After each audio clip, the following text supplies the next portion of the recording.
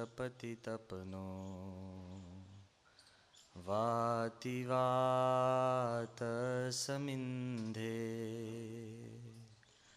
વહ નિર્ધતે ધરણીરુદદે લંગતે નૈવ વેલા સોયમ શ્રીમાન નિખિલ જગતા અંતરાત્માવતીર્ણો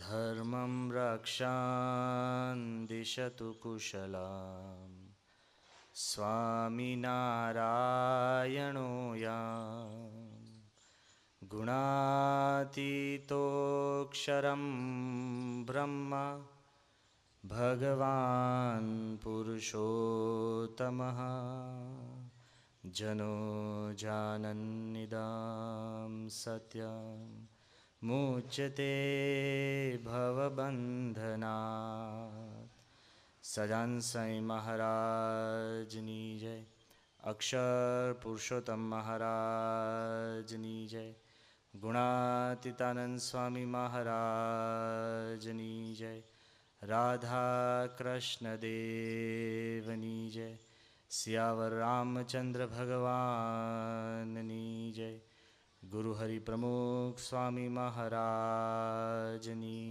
જય.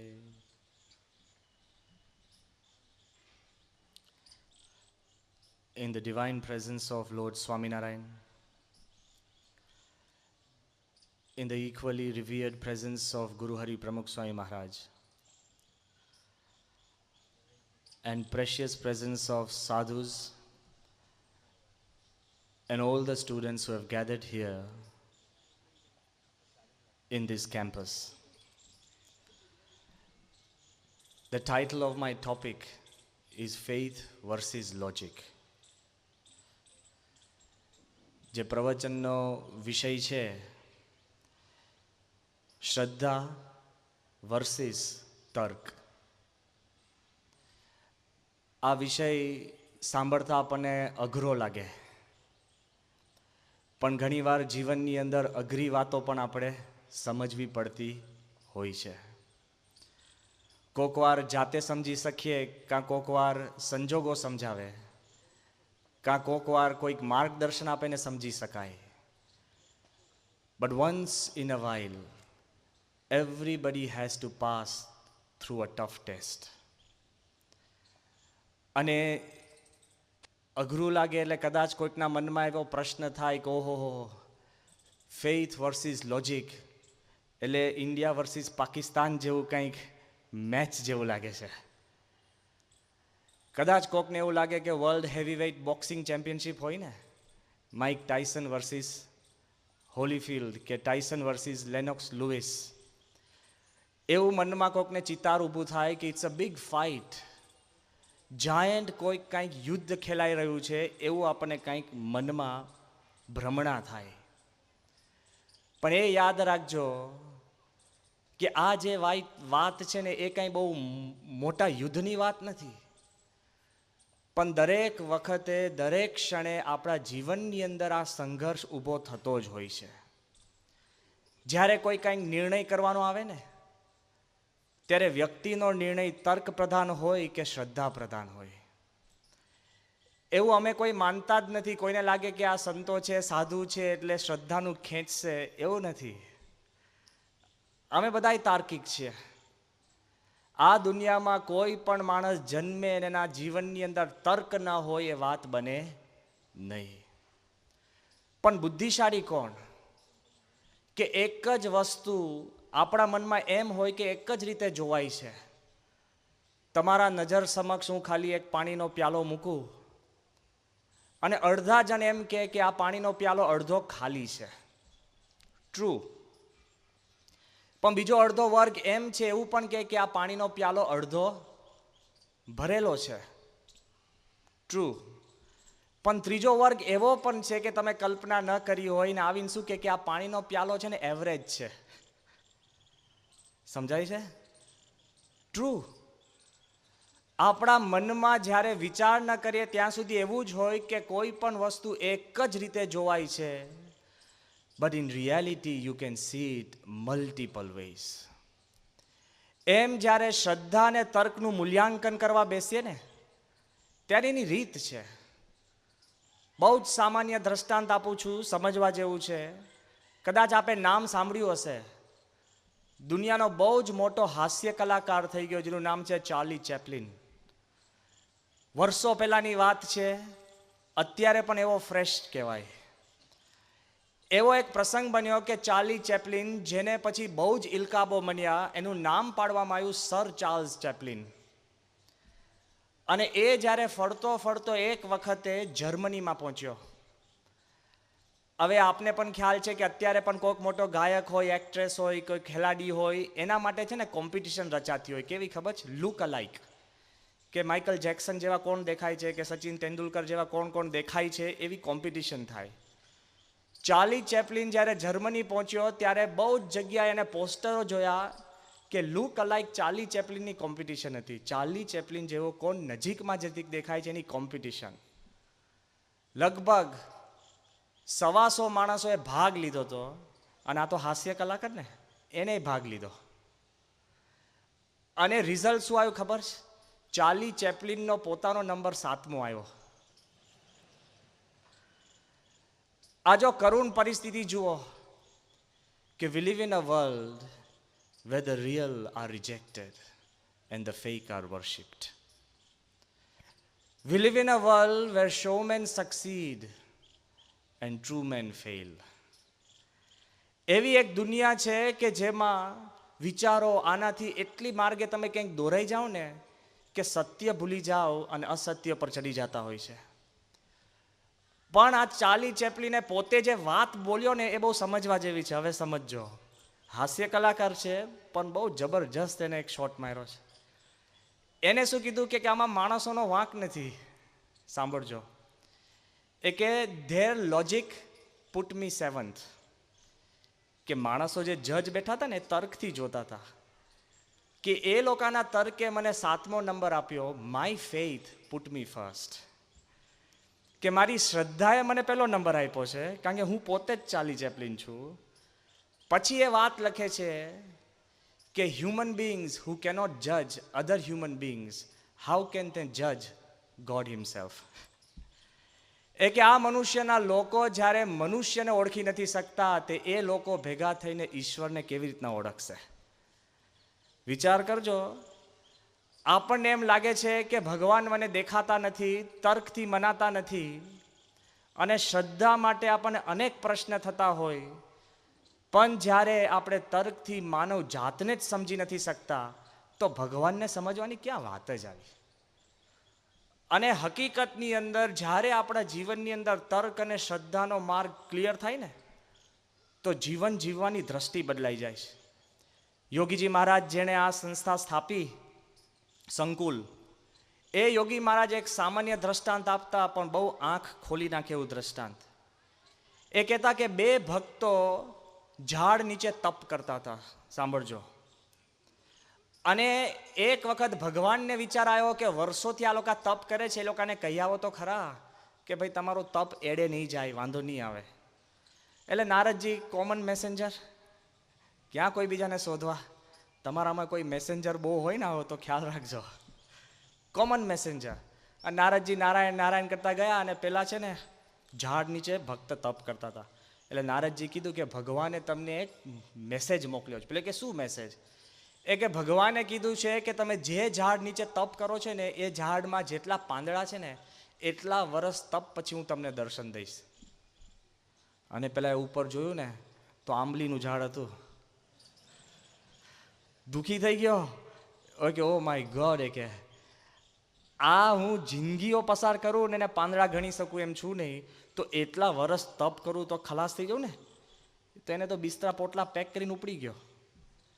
અને બીજો માણસ હતો, એને જ્યારે કીધું, ત્યારે એને ઝાડ સામે જોયું ને અને નાચવા લાગ્યો. પેલો કે કેમ તું નાચે છે?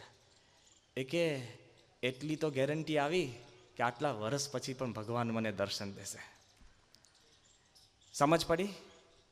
શ્રદ્ધા હોય ને તો તમારો દ્રષ્ટિકોણ બદલાય છે, અને તર્ક હોય ને તો પાંદડા ગણીને પણ નિરાશ થવાય છે. શ્રદ્ધા હોય તો ધેર ઇઝ અ મેજિક. અને મેજિક કરીને માણસ છે ને બધું જ બદલતો જોતો થાય.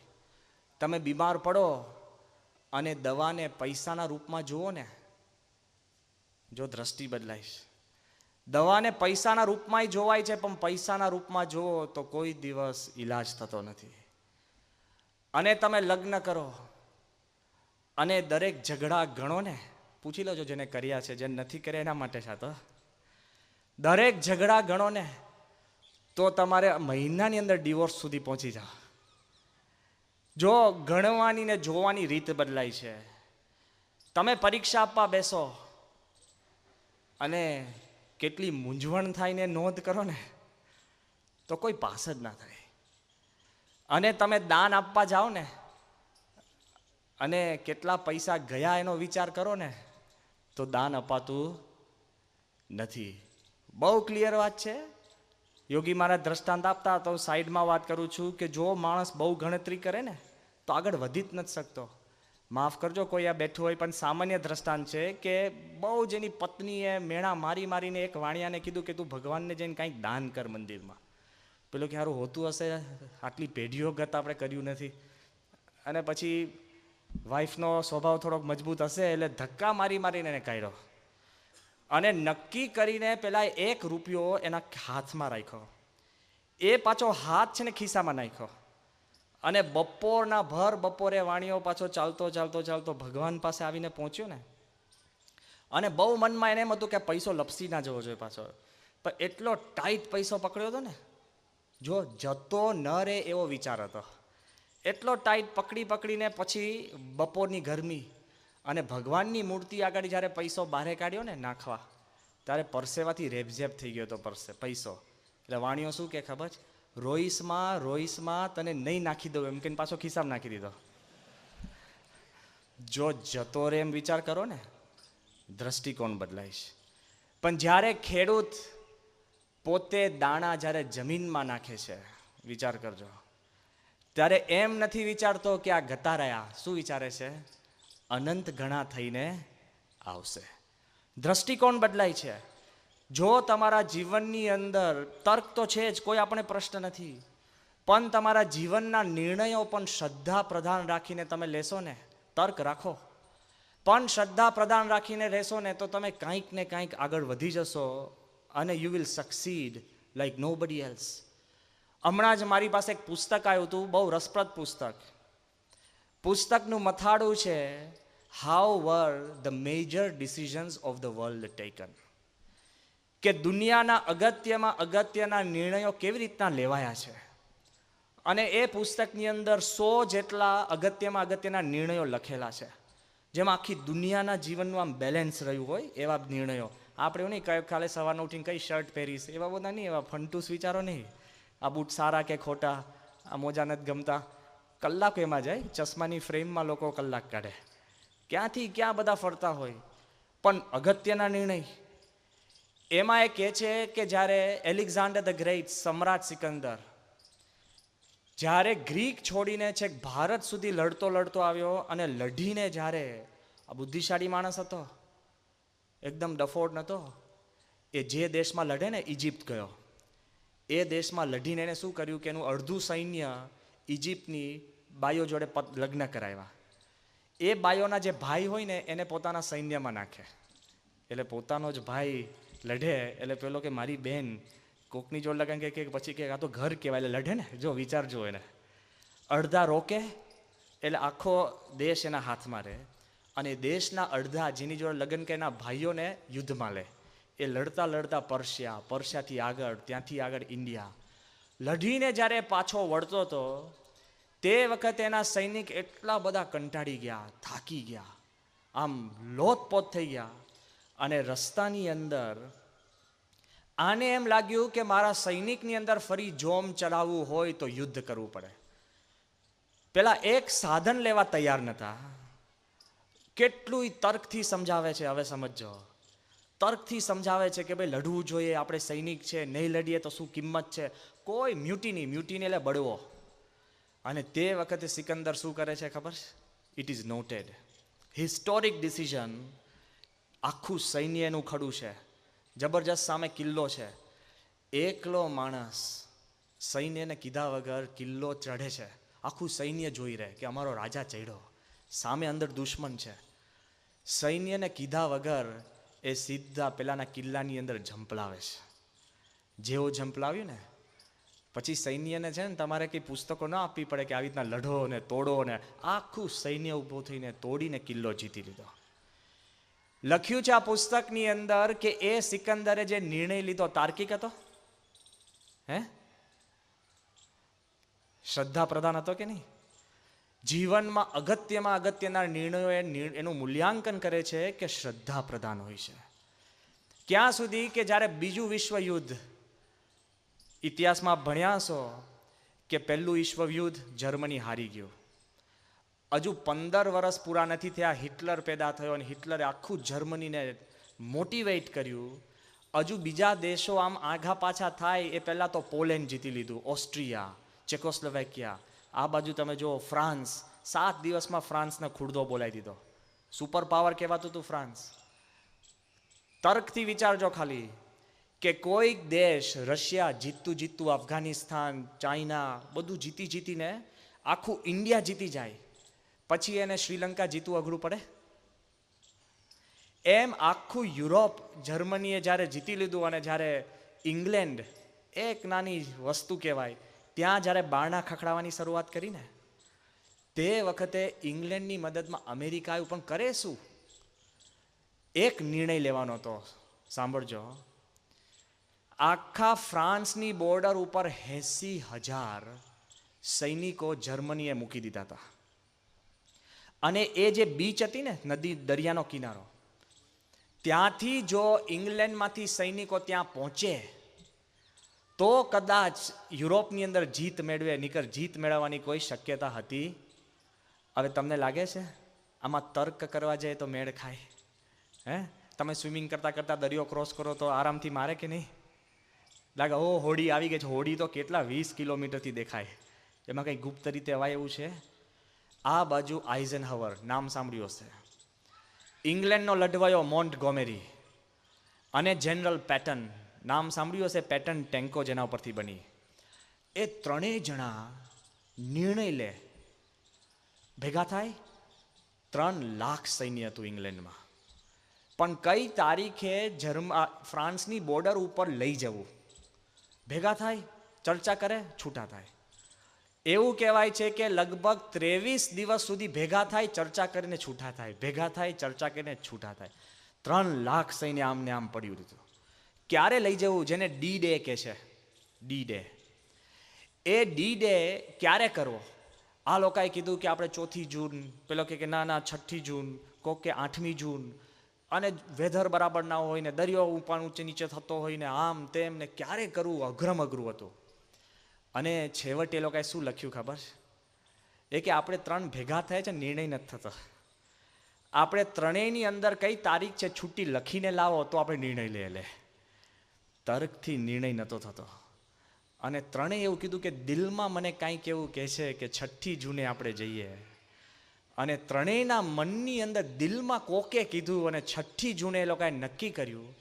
અને 6 જૂને 3 લાખ સોલ્જર્સ એક સામટા દરિયા માર્ગે, હવાઈ માર્ગે ફ્રાન્સની બોર્ડર પર ઉતર્યા ને. એવું કહેવાય છે કે તે વખતે લગભગ 60% સોલ્જરો તો દરિયા કિનારે જ ખતમ થઈ ગયા છે.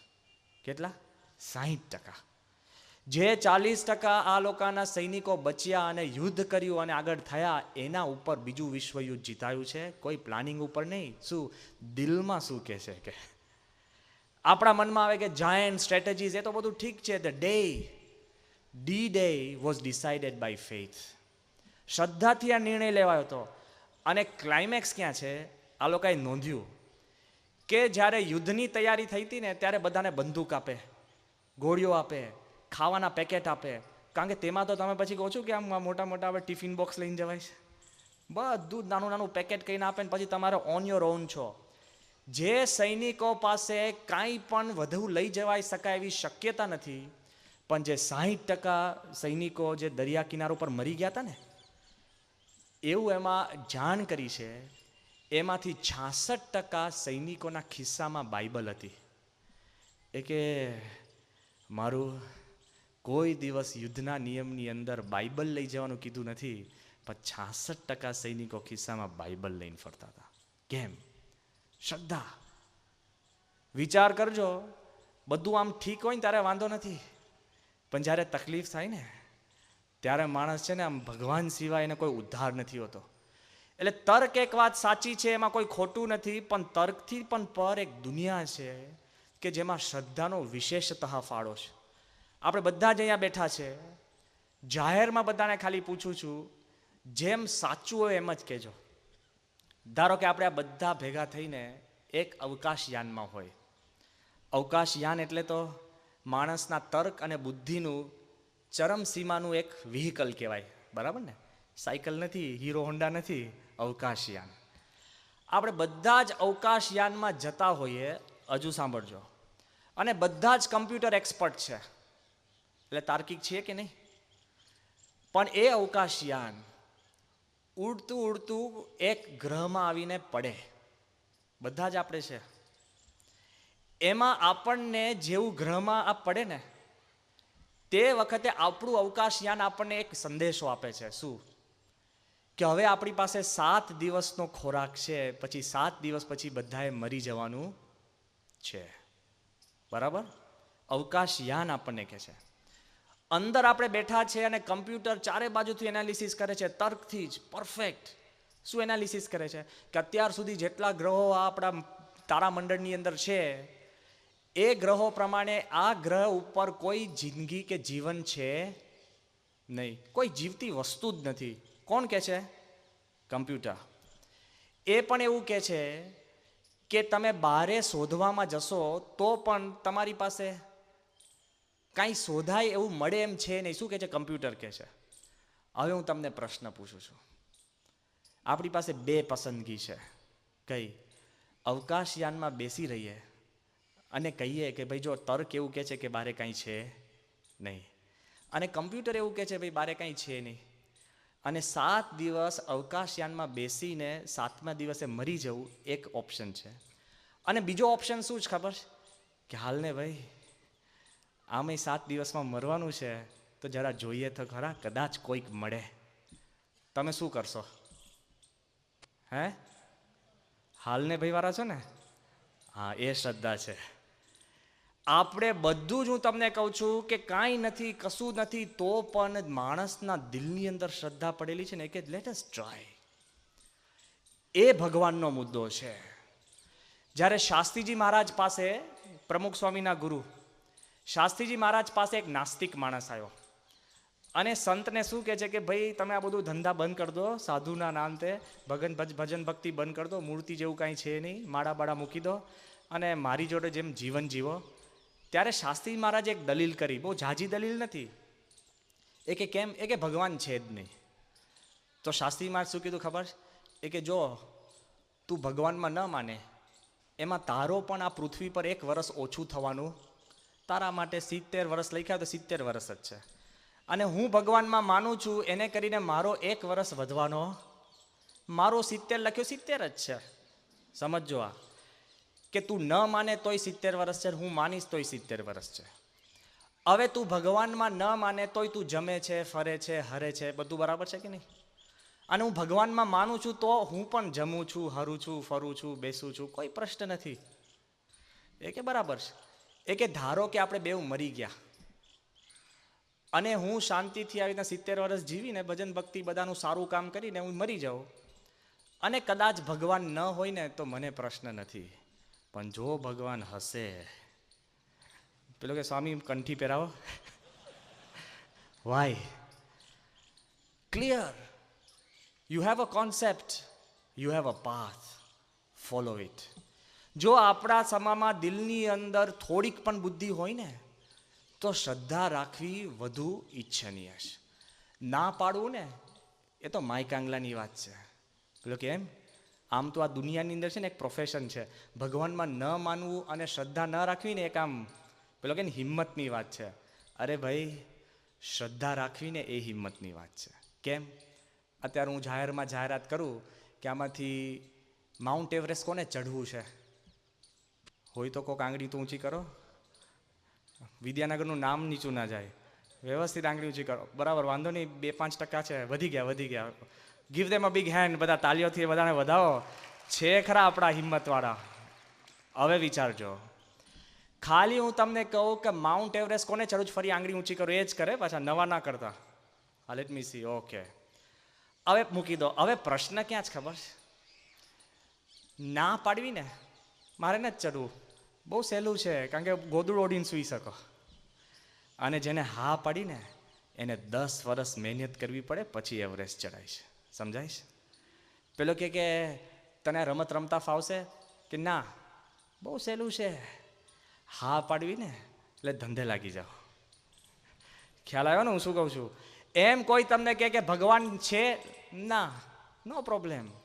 હા પાડવી ને એટલે અમારે જેમ મુંડાઈને બેસવું પડે. સ્ટ્રેન્થ છે, હા પાડવામાં એક શક્તિ છે, અને ના પાડવામાં નમાલુપણું છે. એટલે તમે બધા જે આવ્યા છો ને એ શક્તિશાળી છો, because you believe in something.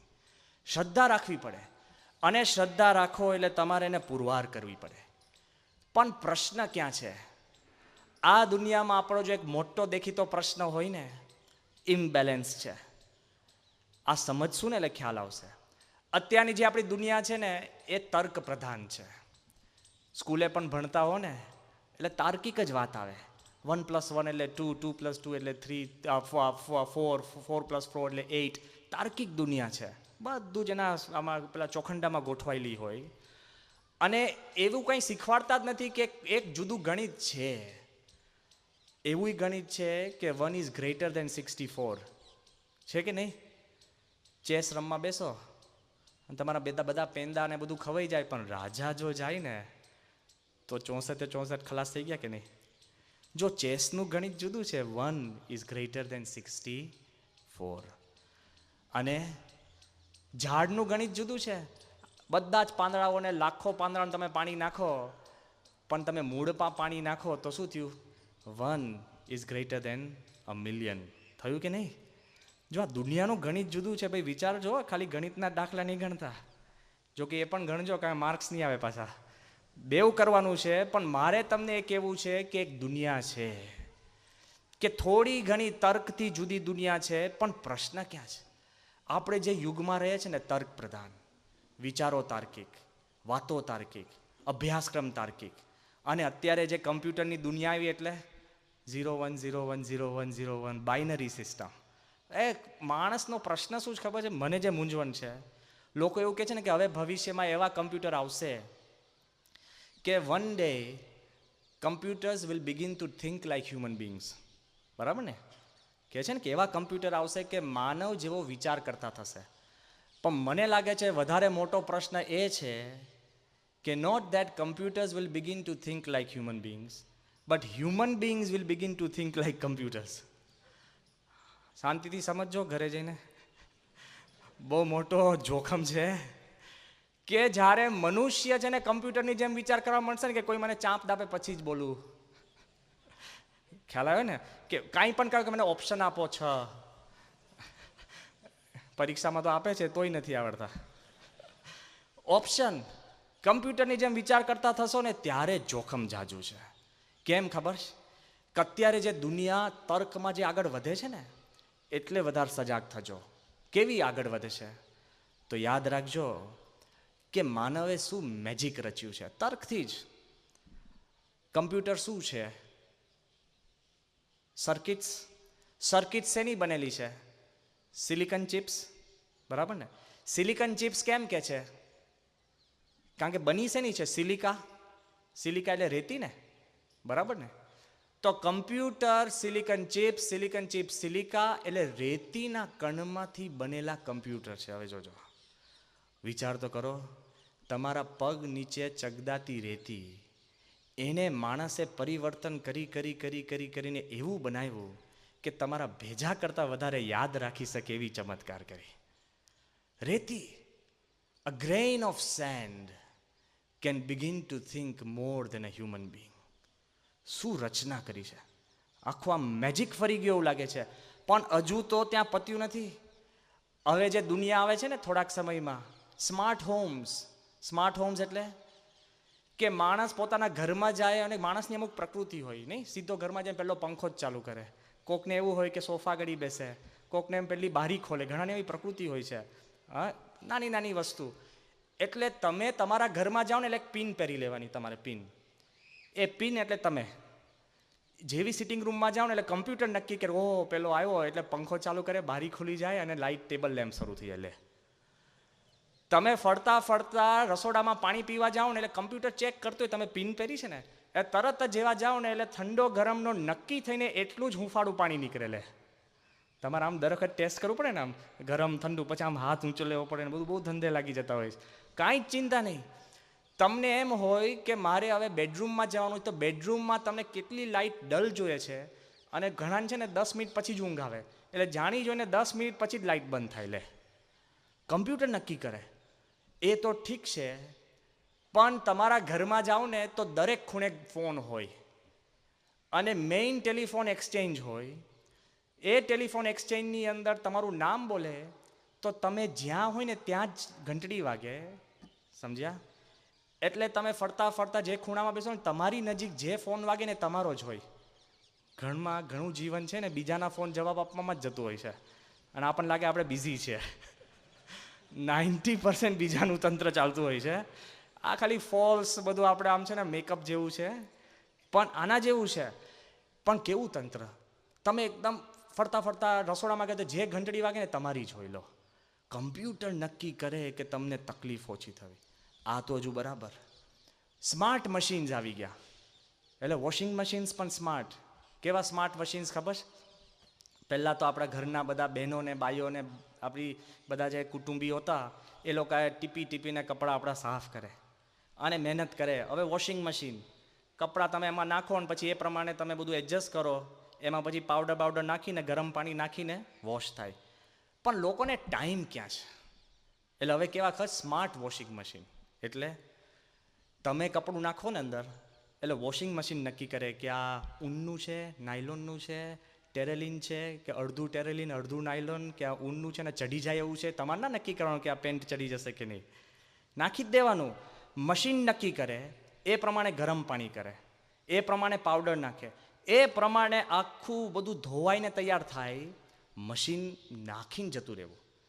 પણ ક્લાઇમેક્સ ક્યાં છે ખબર? આપણા ઘરમાં એ પ્રશ્ન છે કે જ્યારે ઘરે મશીન બગડે ને, એટલે ઘરના મધર હોય, બેન હોય કે પત્ની હોય, આપણને કહે કે ભાઈ મશીન બગડ્યું છે. અને પુરુષોની એક ખાસિયત છે કે ને પછી અઠવાડિયા પછી જ નોટિસ થાય. અઠવાડિયું થાય જ આપણને. હવે આપણી વિચારાની બધા જ આવી ગયા, આપણે બધા કમનસીબી છે. It takes a week. એટલે પેલા અંદર ધુઆ પુઆ થાય, ઝઘડે ને આમ તેમ ને કેટલાય અંદર બોલાબોલી થઈ જાય. પણ આ સ્માર્ટ મશીન એટલે શું ખબર? કે જ્યારે વોશિંગ મશીન બગડે ને એટલે એ જ જાતે પોતાના ડીલરને મેસેજ આપે કે ભાઈ હું બગડી ગયું છું, મને આઈને રિપેર કરી જા. This is the world. આટલું બધું મશીન કરશે ને ઘર કરશે, પછી માણસે કરવાનું શું? એ ડેન્જર છે. સમજાય છે? હજુ શાંતિથી વિચારજો. આ તો બધું અઠવાડિયા પછી પચશે, મેં વાત કરીને એમ. પણ કેવી દુનિયા છે આ દુનિયા, જે તર્ક પ્રધાન છે.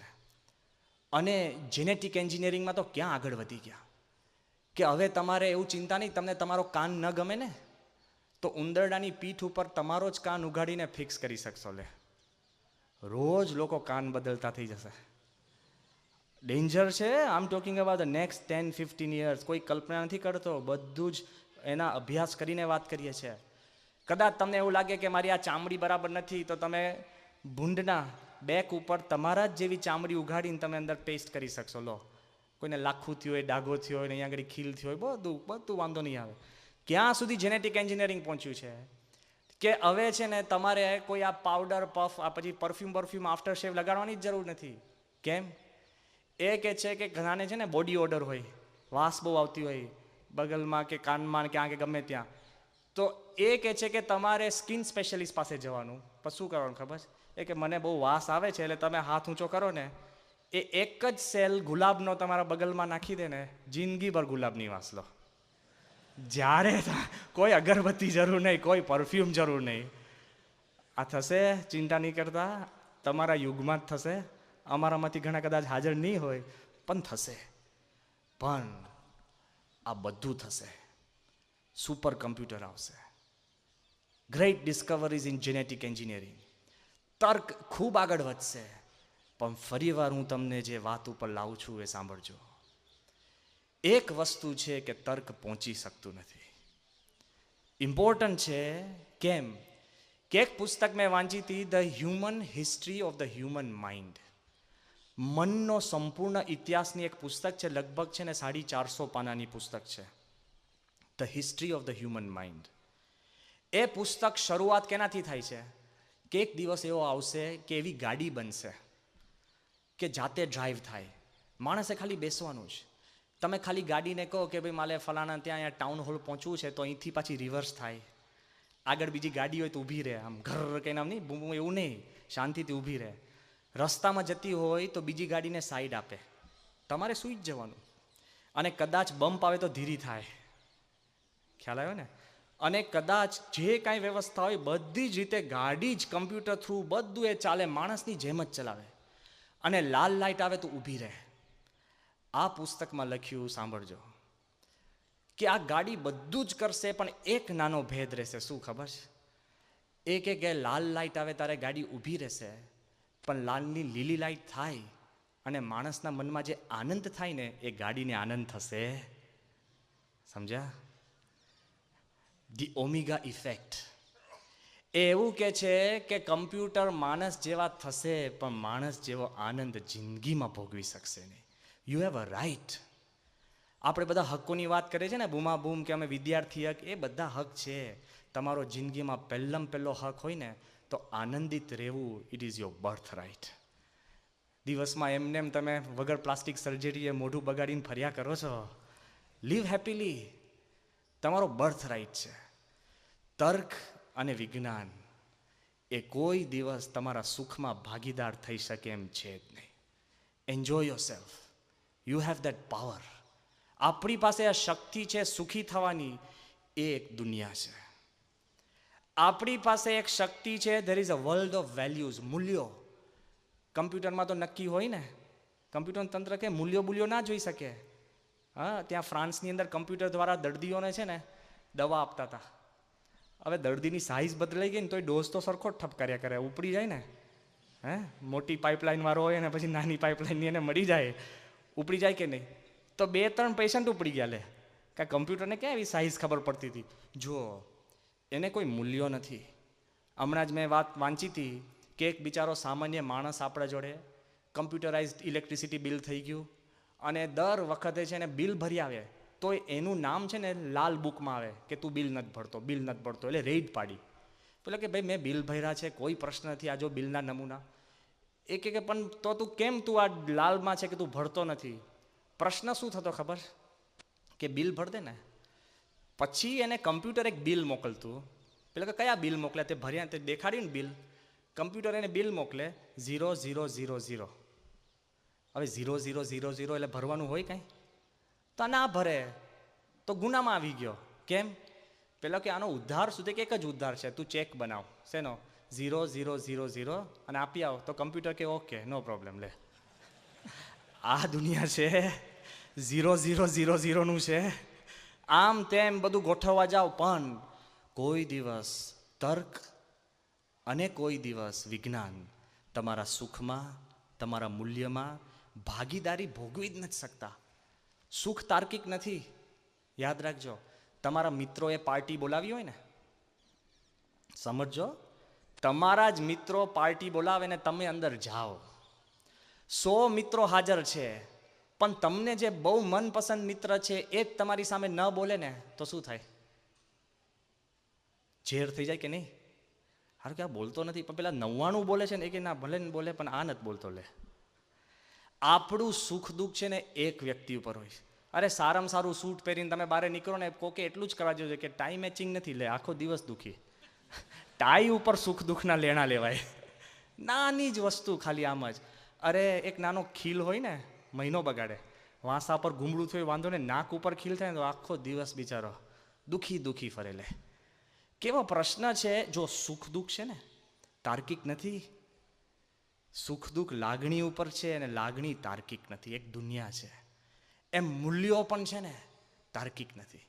ગમે તેવા સારા મૂલ્યો તમે એસ્ટાબ્લિશ કરવા જાઓ ને, કોઈ તમને તર્કથી, કેટલાય બધા ડૉક્ટરો તમને સમજાવશે કે સિગરેટ ન પીવીને પછી ખૂણામાં જઈને ફૂંકતા હોય છે.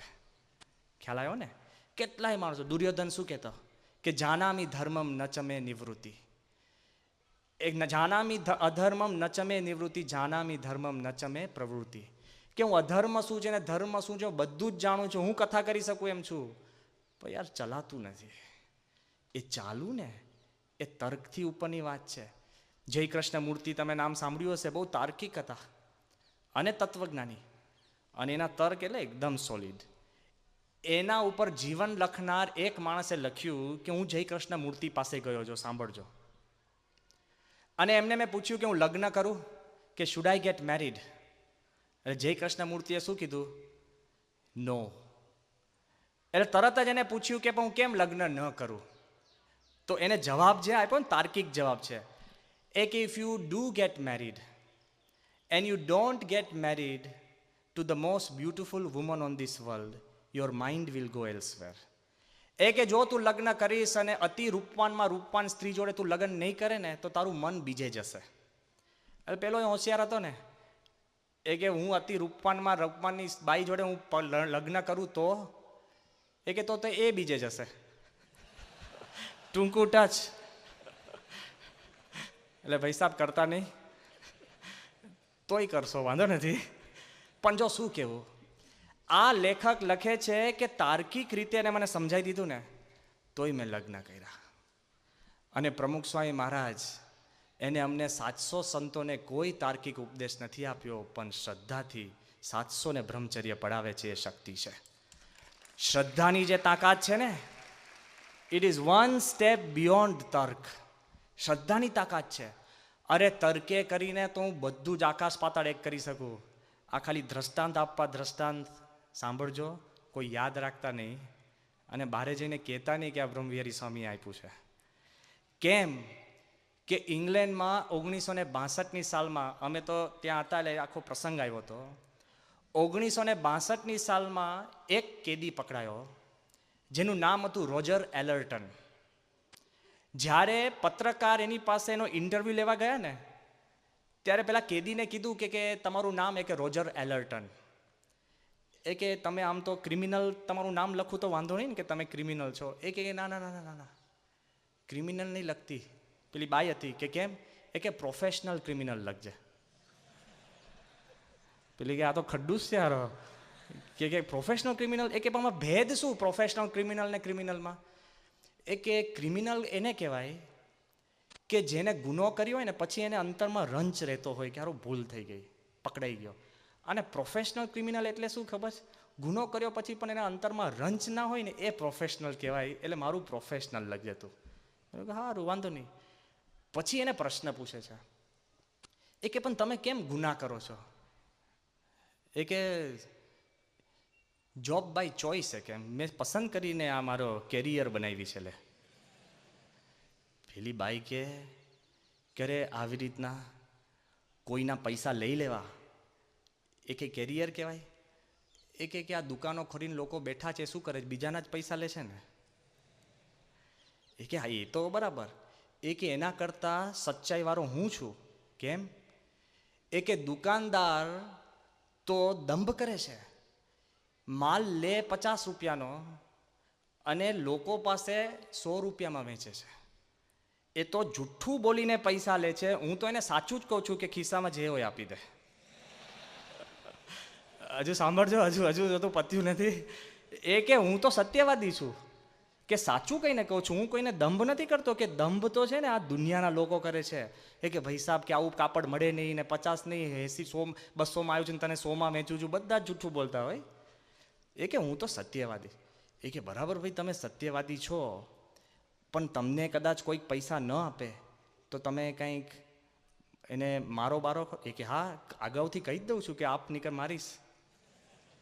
ક્યાં પાછળથી કહું છું? એ કે પણ એ કઈ વાત વ્યાજબી છે?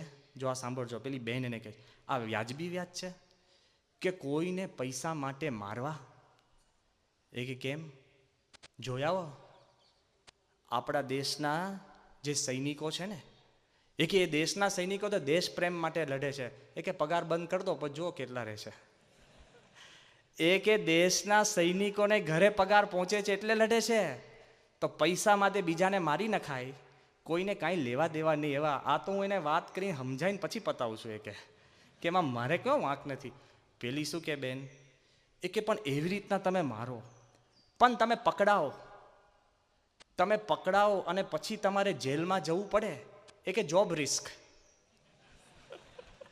કે જોબ રિસ્ક. કે મારી જોબ રિસ્ક તો બહુ સહેલી છે. કેમ? કે 30,000 ફૂટ ઉપર જે પાયલોટ પ્લેન ચડાવતો હોય છે અને કાંઈક થાય ને પડે, એ તો મરી જ જાય. હું તો જીવું છું જેલમાં. કે એને સમજાવો કે તું શા માટે પાયલોટ બન્યો છે, મને સમજાવવા આવી છે. એના કરતા આ બાઈ કે આ માણસ કે પણ તમને 20 વર્ષની જેલ થાય તો, કે સમજવા જેવું છે. આ જો સમજાવે છે કે હું 60 વર્ષ સુધી ખુલ્લેઆમ જીવન જીવ્યો, મારા મન પ્રમાણે જીવ્યો, અને છેલ્લા 20 વર્ષ જેલમાં જાઉં ને, એમાં મને બહુ જોખમ નથી લાગતું. દુનિયામાં માણસ સવારથી 8 થી રાતના 8 સુધી 60 વર્ષ સુધી વૈતરું કરીને જેલમાં છે ને, એના કરતાં હું વધારે મુક્ત છું. લે, હવે આપણને લાગે ને કે સાચો લાગે. સારો કહેતા નહીં પાછું મારું નામ દઈને, પણ કહેવાનું એ છે કે તર્કે કરીને ગુનેગાર પણ પોતાને સાચો ઠરાવી શકે, પણ સાચો બની શકતો નથી. ખ્યાલ આવ્યો? You can justify, you can explain, but you cannot transform. જો તમે એને ચેન્જ કરી શકતા હો તો આપણી પાસે જબરજસ્ત શક્તિ પેદા થાય છે. એટલે મુખ્યમાં મુખ્ય જે ભગવાનમાં શ્રદ્ધા રાખવીને, એમાં તર્ક છે ને સાઈડમાં મૂકવું પડે છે. શા માટે? આપણા શાસ્ત્રોમાં કહ્યું છે કે નાયમ આત્મા પ્રવચનેન લભ્ય ન મેધયા ન બહુના શ્રુતેન. એ વાત લખી છે કે ન તત્ર ચક્ષુર ગચ્છતિ ન વાક ગચ્છતિ ન મનો ન વિદ્મો. એ વાત લખી છે કે તમે એમ વિચાર માંગશો કે આંખે કરીને જોવાય, બુદ્ધિએ કરીને સમજાય, મને કરીને યાદ રહે, ભગવાન અને સંતની વાત યાદ રહેતી નથી. હવે તમે મને કહેશો કે સ્વામી ભગવાન દેખાતા નથી તો અમે કેવી રીતના માનીએ? આ કોમન પ્રશ્ન છે. ન હોય તો થશે, પણ મારે તમને એક જ પ્રશ્ન પૂછવાનો કે શું તમે જે દેખાય છે એમાં જ માનો છો? ઇલેક્ટ્રિસિટીમાં માનો છો ને? ન માનતા હોય તો 2 વાયર છૂટા રાખજો. હવે ઇલેક્ટ્રિસિટી માઇકલ ફેરેડે જેને ઇન્વેન્ટ કરી, એને પણ એની નકલી આંખે જોઈ, નરી આંખે જોઈ નથી. કોઈ પણ વ્યક્તિ ઇલેક્ટ્રિસિટી જોઈ શકતી નથી, તો પણ આપણે માનીએ છીએ કે ઇલેક્ટ્રિસિટી છે. એમ જેમ ગ્રેવિટી છે, ગુરુત્વાકર્ષણ, અત્યારે આપણે બધા ઊભા છે, બેઠા છે, એ શેના લીધે? ગુરુત્વાકર્ષણ છે ને. હા, બિચારા ન્યૂટનના માથા પર એપલ પડ્યું, આપણા પર પડે તો થેન્ક યુ ગોડ કંઈ ખાઈને ઉપડી જઈએ. કોઈ કંઈ ગુરુત્વાકર્ષણ ના આવે એમાં. અત્યારે પડતું હોય, કોઈક પૂછે ને કે નીચું જ જાય કે ઓછું ઉપર જવાનું છે, લે ભાઈ વિચાર તો કર કેમ નીચું આવ્યું.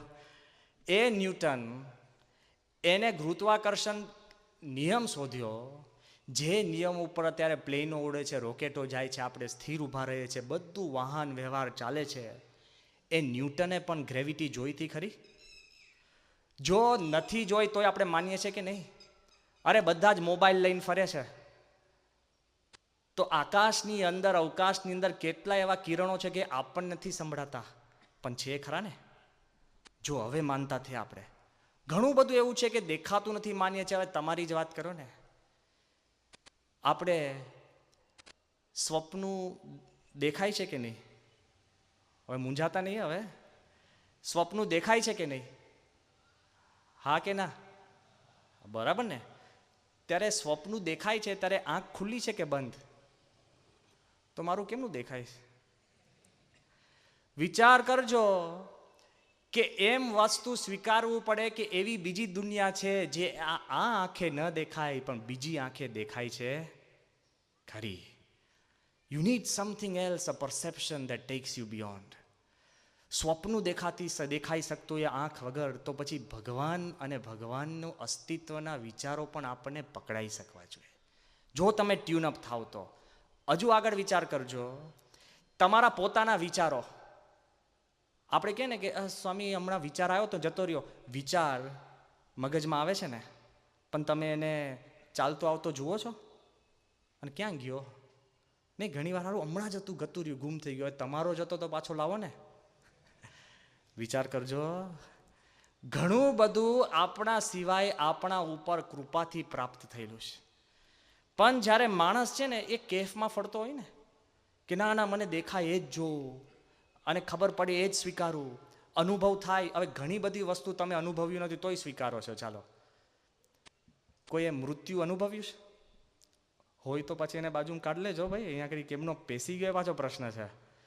આપણે મૃત્યુ પોતે નથી અનુભવ્યું પણ તોય માનીએ છીએ કે નહીં? બધા માનીએ છીએ કે જવાનું. કેટલી વસ્તુ ખુદ નથી અનુભવી તો પણ આપણે માનીએ છીએ. એમ ભગવાન તમે ન અનુભવ કર્યો હોય તો પણ તમે માની શકો છો એવો વિચાર ખાલી ઓપન રાખજો. અને જેવો તમે ઓપન રાખો છો ને એટલે ચમત્કાર થાય છે, એમાં બધો જ ફેરફાર શરૂ થઈ જાય છે. કેવું? માણસ અમુક વસ્તુ સ્વીકારે ને અને પછી આગળ વધે ને તો એની પ્રગતિ થાય છે.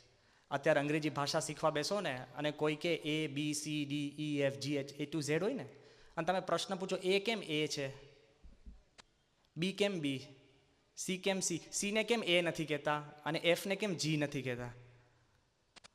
અને તમે છે ને 60 વર્ષ પણ આ પ્રશ્ન પૂછશો ને, શેક્સપિયરને નથી આવડતા. લે, એના કરતાં હીધો થઈને મોઢે કરીને વાંચવા બેસી જા. તું આ 26 અક્ષરો સ્વીકાર. એ 26 તું સ્વીકારીને આગળ વધીશ તો એમાંથી શબ્દ બનશે, શબ્દમાંથી લાગણીઓ પેદા થશે, લાગણીઓમાંથી પુસ્તકો થશે અને પુસ્તકમાંથી વિચારો મળશે અને આખી દુનિયાના વિચારો તને મળશે. પણ હજુ પણ તમે પ્રશ્ન પૂછો જ્યારે તમારા ટીચર પાસે જઈને એ કેમ એ, અરે અમુક પ્રશ્ન ના પૂછવાનો હોય. પણ ના, માણસો મળે ઘણા આપણામાં શૂરવીર મળશે. સ્વામી હું બહુ ફ્રેન્ક છું અને આપણે તો છે ને પૂછીએ અને જો જવાબ મળે ને તો જ ઠીક. અને હું તો સ્વતંત્ર છું, હું કોઈનું કંઈ સ્વીકારું નહીં, મને તો ગમે તો રાખું, એમને એમ ના રાખું. હવે મને નિખાલસપણે આ જવાબ આપજો. જ્યાં બધા કહેનારા કોક બેઠું હોય ને એને જ પ્રશ્ન પૂછું છું. આપણે ફ્રેન્ક છે બરાબર, તો ફ્રેન્ક જવાબ આપજો. અને આપણે પોતાનો માર્ગ કાઢતા હોય કે હું છે ને બીજાનું લાદેલું માનતો નથી. હવે તમે પ્રશ્ન પૂછો કે પેલો કે ને મને ચોઈસ, હું મને પસંદગી પડશે ને તો ભગવાન પચીશ. અરે આ દુનિયામાં ઘણી બધી વસ્તુ તમારી પસંદગીની નથી. કેમ? પહેલો પ્રશ્ન, did you select your parents? ચાલો, તમે મા બાપને તમે ચૂઝ કર્યા હતા? અરે વધારે જોખમી તો તમારા મા બાપે તમને ચૂઝ કર્યા હતા? ના. તમે તમારા ભાઈ બહેનની પસંદગી તમે કરી છે? અરે તમે તમારા ચામડીનો રંગ તમે પસંદ કર્યો છે? પોતાની ચામડીનો રંગ પણ આપણે પસંદ નથી કરી શકતા. ગમે તેલો સાબુ ઘસી નાખો ને તો એવો ને એવો જ હોય. અમુક તો સાબુ પાવડર આપણને જાય જ નહીં. આફ્રિકામાં અમે ત્યાં હતા ને તે કાળિયાઓ બધા ધોળા થવા માટે સાબુ વાપરે. પછી મારા કલર તો બદલાય નહીં એટલે આખો સાબુ છે ને સુકાય ત્યાં સુધી રાખે, પછી સાબુ વ્હાઈટ થાય ને એ લઈને ફરે બારે. લે, વિચાર કરજો કે આપણે છે ને આપણી ચામડીનો રંગ પસંદ નથી કર્યો. હાઈટ, તમારી હાઈટ તમે પસંદ કરી છે? હાઈટ નહીં. અરે વાર ખરી જતા હોય ને તો તમે રોકી શકો છો? હેર સ્ટાઇલિસ્ટ હોય ને એના વાર જતા રહે એટલે તો શું કરો? વિચાર કરજો. જો આગળ આપણે આ દેશ તમે સિલેક્ટ કર્યો, ચાલો અમે ભારતીય, તમે દેશ તમે સિલેક્ટ કર્યો. કાંઈ ચાઇનામાં જન્મ્યા હોત તો ચિંગચોંગ કરતા હોત, કાંઈ મેળ ના ખાત, અહીંયા ભેગાઈ ના થાત. વિચાર કરજો. આપણે એમ માનીએ છીએ કે સ્વામી હું મારી રીતે પસંદગી કરીને જીવન જીવું છું. આપણે we cannot select our parents, not our brothers, not our height, nor our colour of our skin, nor our eyes. We cannot select our anything that belongs to us. અરે કમનસીબી તો એ છે તમે જે નામ લઈને જીવો છો ને એ તમે સિલેક્ટ નથી કર્યું. લે, એ કંઈક ફઈબાના જે મૂડ આવ્યો હોય ને ફટકારી દીધું હોય એ લઈને કેફથી ફરો છો. લો, અને તમે અમારી આગળ મૂછો મોઢો છે કે સ્વામી હું પસંદગીનું જીવન જીવું. આટલું બધું સ્વીકાર લીધું છે, હીરા રહીને ભગવાનને સ્વીકાર લો, કોઈ વાંધો નહીં આવે.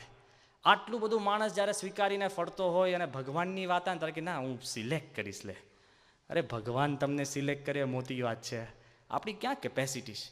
જો માણસ આમાં જેમ આગળ વધે અને જ્યારે શ્રદ્ધાની દુનિયામાં અંદર વધે છે ને, ત્યારે ચમત્કાર પેદા થાય છે. કેવી ખબર છે? થોડોક વિચાર કરજો, બધું બાજુ પર મૂકીને, કે મેં જેમ હમણાં વાત કરી ને કે એક રેતીના કણમાંથી સુપર કમ્પ્યુટર બને છે. તમે રસ્તામાં જતા હો ને તમારા પગ અગાડી કમ્પ્યુટર અથડાય, દિલ ઉપર હાથ મૂકીને કહેજો, જેવું કમ્પ્યુટર તમને પગ ઉપર અથડાય, તમને એવો વિચાર આવે, પહેલો શું વિચાર આવે? કે આ કમ્પ્યુટર કોકે બનાવ્યું હશે ને. કોને એવો વિચાર આવે કે આ તો ઉત્ક્રાંતિવાદને લીધે આ રેતીનો કણ આગળ વધતો વધતો કમ્પ્યુટર બન્યો? આવે છે કોઈને વિચાર? તો આ તમારું મગજ કમ્પ્યુટર કરતાં અનંત મોટું છે. તો એના માટે પાછા કે ઉત્ક્રાંતિવાદની અંદર ફરતું ફરતું એક એટમ મનુષ્ય બન્યું, એમાં એ લગાડે અને કમ્પ્યુટરમાં માણસે બનાવ્યું. લે, એટલે ભાઈ સાહેબ, આ તમે તમારું મગજ, તમારું શરીર, એને બનાવનાર ભગવાન છે એ વિચારો. એક કમ્પ્યુટરમાં તમે મોહ પામીને વિચાર કરતા હોય કે આનો બનાવનાર ભગવાન હશે, આનો બનાવનાર માણસ હોય, તો મનુષ્યને બનાવનાર ભગવાન હોય એવું વિચારવું જોઈએ. હું નથી કહેતો, ન્યૂટન બહુ જ મોટો વૈજ્ઞાનિક, આપણે બધાને ભેગા કરે. એકવાર એ ન્યૂટને આપણું કહીએ ને આ સોલર સિસ્ટમ, આકાશ ગંગાનું છે ને, એને મોડલ બનાવ્યું હતું પરફેક્ટ. આમ સૂર્ય ફરે ને આ ફરે ને ગ્રહો ફરે, બધા જોવા આવ્યા. બધા નાના નાના તમારા જેવા બધા વિદ્યાર્થી જોવા આવ્યા ને પછી બધા જોઈને ખુશ થાય. બધાએ પૂછ્યું ન્યૂટનને કે આ કોને બનાવ્યું મોડલ? ન્યૂટન કે કોઈએ નહીં. એ કે ના ના ના સાહેબ, કોને બનાવ્યું? કોને બનાવ્યું? ન્યૂટન કે કોઈએ નહીં. એ કે ના ના કોઈ કે તો બનાવ્યું છે, કોને બનાવ્યું? એ કે આની માટે તમે કહો છો આ કોને બનાવ્યું, તો અત્યારનું જે રચના છે એની માટે નથી પૂછતા કે આ કોને બનાવ્યું? બધા કે હારું પૂછવું જોઈએ, એ પૂછો. અમારો જવાબ ન સ્વીકારો, નો પ્રોબ્લેમ, આસ્ક યોરસેલ્ફ. જો તમે સાચા પ્રશ્ન પૂછશો ને તો એ માર્ગે તમે આગળ વધશો. ને જેણે જેણે પૂછ્યા ને એ આગળ વધ્યા છે. અર્જુન કૃષ્ણ ભગવાનની વખતે ત્યાં ઊભો હતો અને તે વખતે મહાભારતનું યુદ્ધ હારવાની અણી પર હતા. તે વખતે કૃષ્ણ ભગવાન અર્જુનને બહુ તાર્કિક સમજાવે છે, કારણ કે 18 અધ્યાય જો ગીતાના થતા હોય તો તર્ક જ હોય ને, બહુ જ સમજાવે છે. અર્જુન પણ તર્ક કે છે કે સીદંતી મમ ગાત્રાની મુખમ ચ પરિશુષ્યતિ રોમ હર્ષશ્ચ જાયતે ભ્રમતી વચ મે મનઃ. અર્જુન છે ને ઓર્ડિનરી નહોતો, જિમ્નેસ્ટ હતો. ત્રાજવા ઉપર ચઢીને તમારે પેલી માછલી વીંધવીને સહેલું નથી. જોજો, 2 પગ ભેગા નાખવા પડે, એક નાખો તો બીજો ઊંચો થઈ જાય. હા, પછી ક્યાંથી બીજો આમ કે હાથથી નીચે લાઈને નાખવાનો છે? આ તો જિમ્નાસ્ટ જે જુઓ ને તમે, રશિયન્સ ને બધા, જેપનીઝ ને બધા, ફત દઈને કૂદકો મારીને 2 પગ ત્રાજવામાં જવા જોઈએ. અને પછી નીચે પેલું પ્રતિબિંબ હોય એમાંથી પછી માછલી મારવાની. આપણે તો એવું કહે કે આ તો સારું સિલેબસની બહારનું હતું, એક ટ્રાયલ આપો બાણ, ઘર ભેગા કરી દે. હા, અને જો આવો ટેસ્ટ લેવાનો હોય તો અડધા તમે સાધુ થઈ જાઓ કે સારું આવી રીતના જીતવાની હોય વાઈફ તો ક્યાં મેળ ખાય. પણ એમને એમ નાક કપાય. પણ આપણા મનમાં એવું થાય. પણ વિચાર કરજો, અર્જુન વોઝ અ જિમ્નેસ્ટ, સવ્ય સાચીન, એમ્બીડેક્સ્ટ્રસ, એટલે જેટલો જમણા હાથે નાખી શકે એવો ડાબા હાથે, સવ્ય સાચીન. એ અર્જુન બુદ્ધિશાળી હતો. કૃષ્ણને સમજાવે છે કે હે કૃષ્ણ, હું આ લોકોને મારી નાખીશ, નક્કી તમે મારા પક્ષમાં છો, મારી નાખીશ, પણ એની પત્નીઓ બધી એકલી રહેશે, એ પરપુરુષોને લગ્ન કરશે ને એમાંથી જે પ્રજા ઉત્પન્ન થાય વર્ણશંકર, એ વર્ણશંકર પ્રજા આ દેશમાં રાજ કરે એટલે દેશ ખતમ થાય, ને દેશ ખતમ થાય એટલે આપણે બધાએ નરકમાં જવું પડે, એટલે મારે લડવું નથી. લે, બહુ જ કૃષ્ણ સમજાવે છે. પછી નથી માનતો એટલે કૃષ્ણ શું કહે છે ખબર છે? ક્લેબ્યમ માસ્મ ગમઃ પાર્થ નૈત્વેતદ ઉપપદ્યતે. એ કે મૂર્ખ, ઊભો થા, બધું મૂકીને હું તને કહું છું એટલે તું લડ, તર્ક બંધ કરને શ્રદ્ધાથી લડ, તો તારી કિંમત છે. જ્યારે આપણે પરીક્ષા આપવા બેઠા હોય ને, હારી જઈએ, ફાવે નહીં આવડે, આ છે તે છે, એવા હારી ગયેલા, ભાંગી ગયેલા છોકરાઓ પણ પ્રમુખ સ્વામી પાસે આવેલા મેં જોયા છે, કે આગળ જઈને સુપર આર્કિટેક્ટ, ડૉક્ટર અને મેનેજર થતા આપણે જોયા છે. કેમ? કૃષ્ણએ અર્જુનને ખાલી છે ને શ્રદ્ધા ઠીક કરી આપી. એને કે અત્યારના જેમ ફિઝિયોથેરાપી કે હાથ હલે છે, લાવ હાથનું મસાજ કરી આપું, ગ્લુકોઝના કંઈ બાટલા નથી ચડાવ્યા, ખાલી શ્રદ્ધા, tuned up the faith factor, અને માણસને ચમક આવી ગઈ. જાજુ કરવું નથી પડતું. એમ જ્યારે શ્રદ્ધા વધે ને, માણસ આગળ નીકળી જતો હોય છે, અને શ્રદ્ધા થાય જ છે. ઇમેન્યુઅલ કેન્ટ નામ સાંભળ્યું હશે. એ માણસ છે ને અશ્રદ્ધાનો બાપ કહેવાય. એને એક પુસ્તક લખી છે ક્રિટિક ઓફ પ્યોર રીઝન.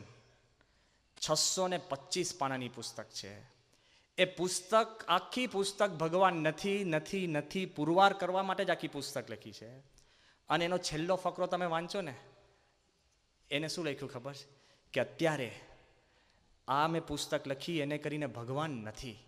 અત્યારે જ્યારે હું મારા ગાર્ડનમાં બેઠો છું અને મારો નોકર મને એક ચાનો કપ આપી ગયો અને કપ પીતા પીતા જ્યારે આકાશ તરફ જોઉં છું ને તારામંડળ દેખાય છે, ત્યારે મને લાગે છે કે ભગવાન હશે ખરા. હારા 625 પાના લખીને ફેરવીને પછી ખારું આમ જોઉં ને ત્યાં લાગે યારો હશે ખરા ભગવાન. લે, આ શ્રદ્ધા છે. You can't move away from it. જે વ્યક્તિ ભગવાનનો ઇનકાર કરવા ગયા ને એ ફરીને પાછા આવ્યા છે. રોનાલ્ડ નિક્સનનું નામ સાંભળ્યું હશે. પહેલા વિશ્વયુદ્ધ વખતે ઇંગ્લેન્ડનો એ પોતે એરફોર્સ પાયલટ. એ જ્યારે પ્લેનમાં બેસીને એના પ્લેન ઉડવાની અણી પર હતા ને, સામેથી લગભગ 200 જર્મન બીટલ્સ આવતા હતા. અને તરત જ શું થયું કે એનું પ્લેન જમણી બાજુ વળીને નીચે ઉતરી ગયું. બધા જ એને સહાધ્યાયો, બધા મિત્રો એના ખભો થાપડે ને કે અરે તું જબરજસ્ત પાયલોટ કહેવાય. જો ત્યાં ઊંચું લીધું હોત ને તો આપણા બધા પ્લેન આકાશમાં જાત ને 200 જર્મનના ફાઇટરોએ આપણને પાડી દીધા હોત. તે બધાની રક્ષા કરી મેડલ આપ્યો. લે, પેલો શું વિચાર કરે ખબર? એ કે હું મારા પ્લેનને છે ને ઉપર લઈ જવા જ પ્રયત્ન કરતો હતો, પણ એક બીજી શક્તિએ મને જમણી બાજુ વાળ્યો. અને બીજી શક્તિની શોધ કરતાં કરતાં એ ભારતમાં આવ્યો. અને ભારતમાં આવીને સાધુ બન્યો. એનું નામ છે યોગી કૃષ્ણ પ્રેમ. પાયલટમાંથી, નાસ્તિકમાંથી જો તમને જે શક્તિઓ મદદ કરે છે એને શોધવા જાઓ ને તો શ્રદ્ધા થાય છે ને થાય જ છે. આ માણસો પણ આમ વળતા હોય. એનાથી પણ એક જુદું દ્રષ્ટાંત આપું. આપને ખબર હશે કે દુનિયામાં ત્યાં ડ્રગ્સ બહુ ચાલે છે. એક ડ્રગ જેનું નામ બહુ વખણાય છે, જેનું નામ છે LSD. સાંભળ્યું છે ને? લીધી નથી ને કોઈ અહીંયા પાછા? હોય તો ખાનગીમાં મળજો. પણ LSD 2 પ્રકારની ડ્રગ હોય. તમે ડ્રગ લો ને એટલે શાંતિથી સૂઈ જાઓ ને તમે ડલ થઈ જાઓ, એ ડિપ્રેસન્ટ કહેવાય. અને બીજી ડ્રગ લો ને એટલે સ્ટિમ્યુલન્ટ. સ્ટિમ્યુલન્ટ એટલે સામેવાળો શું બોલે છે ને એ પહેલાં તમને ખબર પડે. અમેરિકામાં મોટા એક્ઝિક્યુટિવ્સ મિટિંગમાં જાય ને તો આ LSDનો થોડોક આમ ચમકારો લઈને જાય. લે, પાછું તમે લેતા નહીં, પરીક્ષામાં લઈને ઉપરો તો બીજું લખીને આવશો. પણ એ એવું કહે છે કે આ ડ્રગ કેવી છે, તો એ ડ્રગનું ઇન્વેન્શન 1943માં થયું. ડૉક્ટર હોફમેને કર્યું. સ્વિસ માણસ છે. 1953માં માર્કેટમાં આવી. કોની માટે? મનના રોગથી પીડાતા માણસો માટે. પણ જ્યારે એ ડ્રગ આપવા માંડ્યા ને તો એ લોકો શું લખે છે ડ્રગ માટે? કે LSD is a drug that can change the gears of your mind. સમજાય છે? ગાડીમાં બેસીને પહેલા ગિયરમાંથી 5મા ગિયરમાં ગાડી નાખોને વૃમ ભાગે ને, એ મનના ગિયરો પડે. પછી શું લખે છે કે એ ડ્રગ તમે લો ને તો music, you can C music. એટલે કોઈ ગાતું હોય ને તો એના મોઢામાંથી લાલ પીળા રંગ નીકળે, દેખાય તમને. અને પેઇન્ટિંગ સામે તમે ઊભા હોય ને તો painting, you can here paintings. ચિત્રો તમારી સાથે વાત કરે. લે, એ ડ્રગની કમાલ એવી છે કે કોક હસે ને તમને દાંત દેખાય ને તો આખી દુનિયામાં દાંત દેખાય તમને. અને કોક હોય ને તમને કરોડિયાની બીક હોય ને કરોડિયો દેખાય તો ચારે બાજુ કરોડિયા દેખાય. એ છે પાછું, 2 બાજુ છે. આ ડ્રગ જ્યારે લીધી ને ત્યારે એ ડ્રગ અમેરિકામાં 1963ની અંદર ત્યાં પહોંચી. ત્યાં હાર્વર્ડનો ગ્રેજ્યુએટ ડૉક્ટર રિચર્ડ આલ્પર્ટ, સાયકાયટ્રિસ્ટ, એને નક્કી કર્યું કે મારે આ ડ્રગ મારા પેશન્ટ ઉપર અપનાવી. 900 પેશન્ટોને એને આપી અને નોંધ્યા કરે. શું નોંધે ખબર? કે ઊંઘતા આપી તો શું વિચારાય, જમતા આપી તો શું, દુઃખી થયો તો શું, કંઈ જીતીને આવ્યો તો શું, ઝઘડા કર્યા પછી શું, બધું નોંધતો જાય. ડૉક્ટરો તો પાછા ઊંડા ઉતરે. સાથે પોતે પણ 300 વખત લીધી. નાની થોડી કણ લેવાની એટલે માણસને હાઈ આવે. એ માણસ એટલો પાવરફુલ કે હિપી કલ્ચર જે હતું ને તો સમૂહની અંદર આવા ભેગા કરીને બધાને LSD આપે.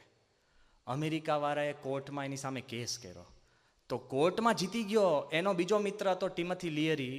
કોર્ટમાં શું જીત્યા ખબર છે?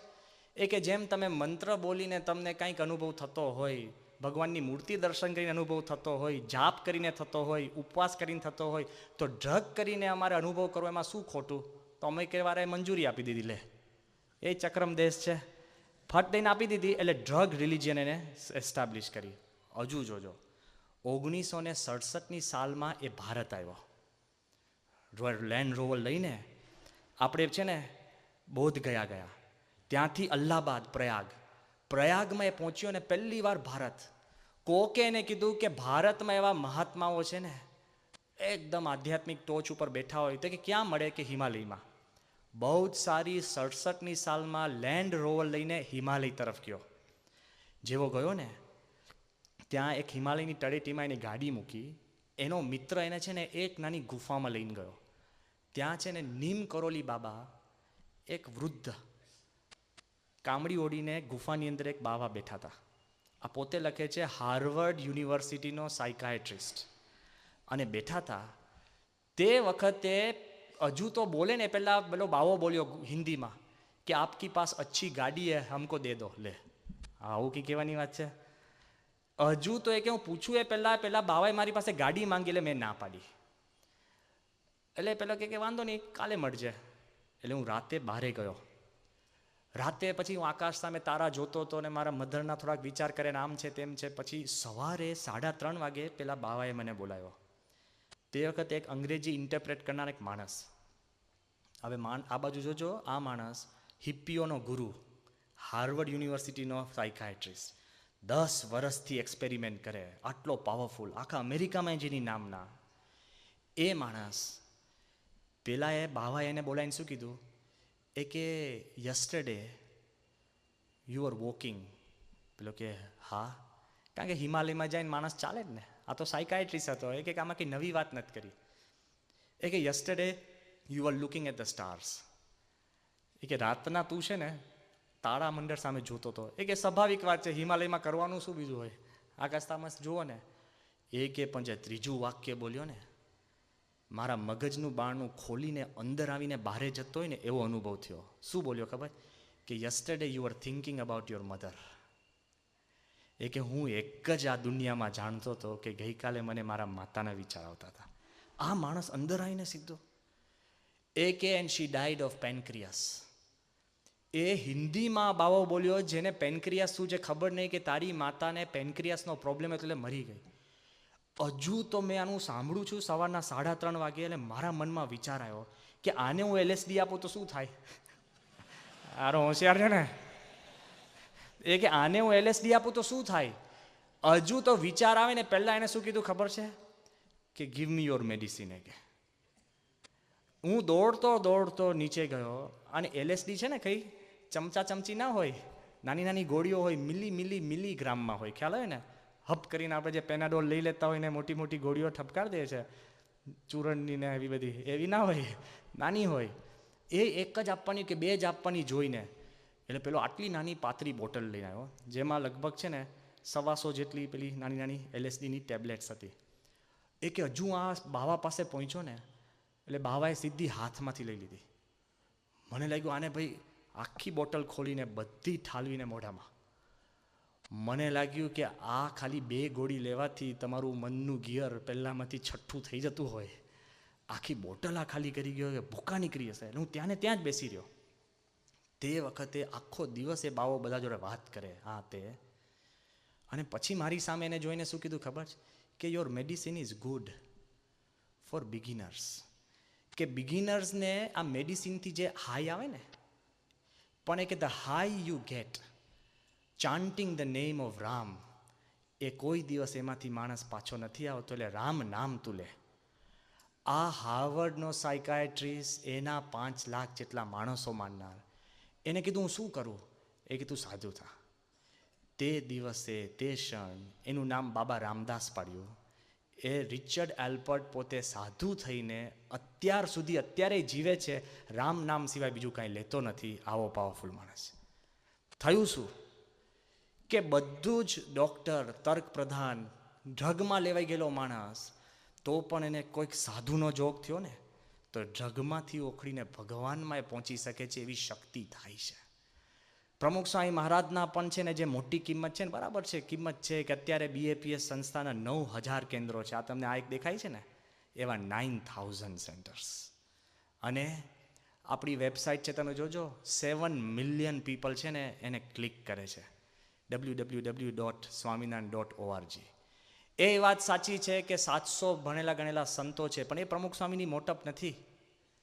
એ વાત સાચી છે કે પ્રમુખ સ્વામીએ ગાંધીનગરમાં અક્ષરધામ બનાવ્યું, લંડનનું મંદિર બનાવ્યું, દિલ્હીમાં જે બને છે ને મગજ કામ ન કરે એટલું જબરજસ્ત બને છે. એ વાત સાચી છે કે સ્વામીએ જે ઉત્સવો કર્યા 160 જેટલી પ્રવૃત્તિ, આ તો એક શૈક્ષણિક પ્રવૃત્તિ એક છે, એવી 160 જેટલી પ્રવૃત્તિ, પણ એ પ્રમુખ સ્વામીની મોટપ નથી. તમારા જેવા 55,000 યુવાનો ખડે પગે તૈયાર છે. ભૂકંપ થયો ને 6,500 યુવકો, લોકો સ્ટ્રગલ કરે કે ક્યાંથી શું કરવું, પણ ફટ દઈને બધું તૈયાર. પણ એ મોટપ નથી. પ્રમુખ સ્વામીની મોટપ શું જ ખબર છે? શ્રદ્ધા પેદા કરવી. ભાંગી ગયેલું લગ્ન જીવન હોય અને સ્વામીના દર્શન કરે, મળે કે વાત કરે કે પત્ર લખે ને, ફરીવાર સીલ થઈ જતું હોય છે. નપાસ થયેલા છોકરા મેં જોયા છે. એક છોકરો તો આપઘાત કરવાની એની પર હતો અને એને ફાર્મસી ભણતો હતો. પ્રમુખ સ્વામીને પત્ર લખ્યો અને હું એટલે સાક્ષી છું કે મેં જ જવાબ આપ્યો હતો. સ્વામી કે એને કોણ આર્કિટેક્ટ કરે? મેં કહ્યું પણ લાઈન નથી હરખી, ક્યાં ફાર્મસી ને ક્યાં આર્કિટેક્ટ? પેલામાં લાઈનો દોરવાની ને આમાં દવા આપવાની, કદાચ મેડિકલ ઓફિસર બનાવે તો. સ્વામી કે તું તને પૂછ્યું કે મને પૂછ્યું? મેં કહ્યું તમને પૂછ્યું છે. સ્વામીએ ક્યાં ફાર્મસી, અને સ્વામી એને કીધું કે તું આર્કિટેક્ટ થા. અને ચમત્કાર તો જુઓ, એ છોકરો આર્કિટેક્ટ થયો. લંડનમાં અમારું 1995 સાલમાં મંદિર થયું ને, તે વખતે એનો મુખ્ય આર્કિટેક્ટ હતો, પણ આખા ઇંગ્લેન્ડમાં 25 નામાંકિત આર્કિટેક્ટમાં એનું નામના સિલેક્ટ થઈ ગઈ. ક્યાં ફાર્મસી અને ક્યાં આર્કિટેક્ટ. એ કિંમત છે. ગમે તેવો માણસ હારેલો ફરેલો આવે ને, પણ સત્પુરુષ એને કંઈક આપી શકે છે. એનું એક દ્રષ્ટાંત જોઈએ ને તો બધા એના સાક્ષી છે કે કેવો ચમક હોય છે. કે તમે કદાચ નામ સાંભળ્યું છે, ડૉક્ટર સુબ્રમણ્યમ, દુનિયાનો શ્રેષ્ઠતમ બાયપાસ સર્જન. અમેરિકાની લેનોક્સ હિલ હોસ્પિટલ એ મેનહેટનમાં બહુમાળી હોસ્પિટલ છે. એ આખી હોસ્પિટલમાં ડૉક્ટરો કેટલા? 1500 ડૉક્ટરો. 1500 ડૉક્ટર એટલે હોસ્પિટલની ઇમેજિન કરજો, અને 5000 નર્સ. ગામ થઈ ગયું કે નહીં આપણું? અહીંયા હોય ને ચરોતરમાં નાના મોટા ગામ, આખું ગામ. એ આખી હોસ્પિટલ આ ડૉક્ટર સુબ્રમણ્યમના નામથી ચાલે છે. ઇન્ડિયન ડૉક્ટર, મહાનાસ્તિક. અત્યારે તમે એને પૂછશો ને, નાસ્તિક. એ ડૉક્ટર સુબ્રમણ્યમ, એની ખાસિયત શું જ ખબર છે? હજારો ઓપરેશન એને કર્યા છે. કોઈ દિવસ પેશન્ટનું મોઢું નહીં જોવાનું. આપણે તો નહીં કે કેવો છે, કેમનો છે, એવું નહીં. એ જ્યારે ઓપરેશન થિયેટરમાં પહોંચે ને ત્યારે પહેલાંનું હૃદય, છાતી ચીરાઈ ગઈ હોય, હૃદય જ દેખાતું હોય, એ ખાલી ચાર્ટ જોવે, આ જોવે, અને બરાબર એને સમારકામ કરીને બાયપાસ કરીને જુદો, next patient, third patient, fourth patient. પેશન્ટને ટ્રીટમેન્ટ આપવાનું કોણ છે એ બધું જ બીજા ડૉક્ટરો સંભાળે. આ સુબ્રમણ્યમ. એક જ વાર જ્યારે પ્રમુખ સ્વામીનું બાયપાસ કરવાનું હતું ને, ત્યારે લેનોક્સ હિલ હોસ્પિટલમાં એ ડૉક્ટર સુબ્રમણ્યમે જ્યારે સ્વામીનું બાયપાસ કર્યું, એટલે હું વાત કરું છું, આ મારી કીધેલી વાત નથી. તમે ઝી ટીવી ઉપર ડૉક્ટર સુબ્રમણ્યમના જીવન ઉપર કલાકની ડોક્યુમેન્ટરી આવી, અમને ખબર નથી. પણ સુબ્રમણ્યમને જ્યારે પૂછ્યું ને ઇન્ટરવ્યૂઅરે કે તમે આટલા મહાન છો, પાવરફુલ છો, આમ છો, તેમ છો, એ સુબ્રમણ્યમ કે મારા ફાધરે મને એટલું જ કીધું છે કે સન, ડુ યોર ડ્યુટી. તું તારું કર્મ કર, લપ્પન છપ્પન ભગવાનમાં તું પડતો જ નહીં. એને જ્યારે પૂછ્યું કે તમે પેશન્ટને મળો છો કે ના, રિપોર્ટને મળું છું, નોટ પેશન્ટ. એને જ્યારે પ્રશ્ન પૂછ્યો કે તમે હૃદય જોડે કામ કરો છો, તો હૃદય તો લાગણીનું સ્થાન છે, તો તમને કેવી લાગણી થાય? કે કાંઈ જ નહીં. જાહેરમાં બોલ્યો છે એ કે કાંઈ જ નહીં. કોક વાર દયા આવે કે બિચારું હૃદય લે. અરે આવું યાર, પેલો આખી છાતી કાઢીને બેઠા પડ્યો હોય ને બિચારું હૃદય, એ કે કોક વાર દયા આવે. એ ઇન્ટરવ્યુ જે બોલતો હતો ને, એકદમ ચાલુ ઇન્ટરવ્યુ એકદમ એ બોલ્યો કે બટ વેઇટ અ મિનિટ, કે once in my whole life when I was operating on Pramukhji Maharaj of BAPS, when I held his heart, કે એક વાર હું પ્રમુખ સ્વામી જેવા કોક સંત, એ તો કોક જ કહેતા હતા, કે when I held his heart, જ્યારે મેં ઓપરેશન થિયેટરમાં એનો હાર્ટ પકડ્યું ને હાથમાં, the whole operating room was filled with the divinity. That's my only experience in life.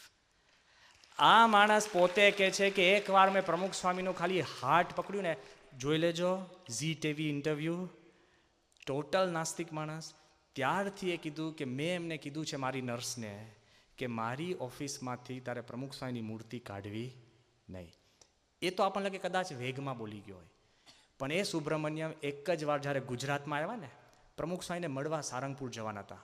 ગામડું છે તે વખતે, આ તો જાહેરમાં જ કહું છું કારણ સાચી વાત છે, તે વખતના આપણા મુખ્યમંત્રીનો અને તે વખત અશોક ભટ્ટ પોતે હેલ્થ મિનિસ્ટર હતા, એમનો અમને ફોન આવ્યો કે સ્વામી સુબ્રમણ્યમને અમારે 2 મિનિટ મળવું છે, બહુ મોટો નામાંકિત ડૉક્ટર છે, આ છે તે છે, તો અમારે મળવું છે. એટલે સુબ્રમણ્યમ કે હું કોઈને મળવા નથી આ માંગતો. મેં કહ્યું ભાઈ આ ચીફ મિનિસ્ટર છે, પછી અમારે અઘરું પડે, એટલે કે તું મળી લે. એ કે ના ના ના, હું કે કોઈને મળવા જ નથી આવ્યો. એક અશોક ભટ્ટ કોઈને મારે મળવું જ નથી. પછી મેં કીધું કે ભાઈ કાંઈક ક્યારે કરવું પડે. કે ના ના, એક એવું હોય ને બહુ એ લોકોને મળવું હોય ને, તું એરપોર્ટ જઉં છું ને તો એરપોર્ટમાં રસ્તામાં મળી લે. મેં કીધું હાર આવું કહેવાય ચીફ મિનિસ્ટરને, હેલ્થ મિનિસ્ટરને. પછી કે ના ના, પછી આપણે ફોન કર્યો. મેં કીધું જો આને કોઈને મળવું નથી, સ્વામીના દર્શન કરીને જવા માંગે છે, તો કે એવું કામ કરીએ સ્વામી. મેં કીધું શું? એ કે અમે ઇન્દિરા બ્રિજ છે ને, તો બ્રિજ ઉપર અમે ઊભા રહીએ. લે ચીફ મિનિસ્ટર અને આપણે હેલ્થ મિનિસ્ટર, અમારી ગાડી ગઈ ને તો લબુક જબુક ગાડી છે ને બ્રિજ ઉપર ઊભી હતી 2. અને પછી હું સુબ્રમણ્યમ સમજાય કે મેં સાહેબ આ લોકોને 2 મિનિટ તમે મળજો. અને એ ગાડીમાંથી ને બારીનો કાચ ખોલ્યો. આ સુબ્રમણ્યમ એટલો પાવરફુલ ડૉક્ટર છે. બારીમાંથી કાચ ખોલ્યો ને પેલા 2 હેલ્થ મિનિસ્ટર ને બધા મિનિસ્ટરો એકદમ નજીક આવ્યા બારે. પછી કે સાહેબ એક કામ, એ કે વાત કરો જે કરવી હોય તો. લે બારીનો કાચ ખોલીને વાત કરે. એટલે કે સાહેબ અમારે આમ છે. એ કે જુઓ એક વાત સમજી લો, મારી જિંદગીના આ 60 વર્ષમાં પહેલી વખત જિંદગીમાં હું ગુજરાત આવ્યો છું પ્રમુખ સ્વામીના દર્શન કરવા. પેલા કે સાહેબ તમે એક દિવસ ગુજરાતમાં આવો વર્ષમાં અને ફ્રી ઓપરેશન કરો. એ કે જો પ્રમુખ સ્વામી અમને કહે તો હું આવી જઈશ.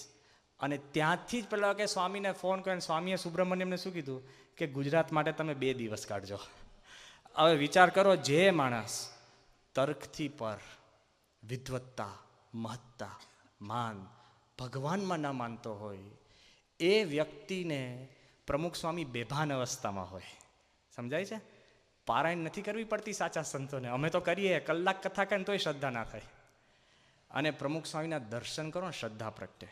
બેભાન અવસ્થામાં આમ તો જોવાય ડૉક્ટરને એમ લાગવું જોઈએ કે હું આને મદદ કરું છું.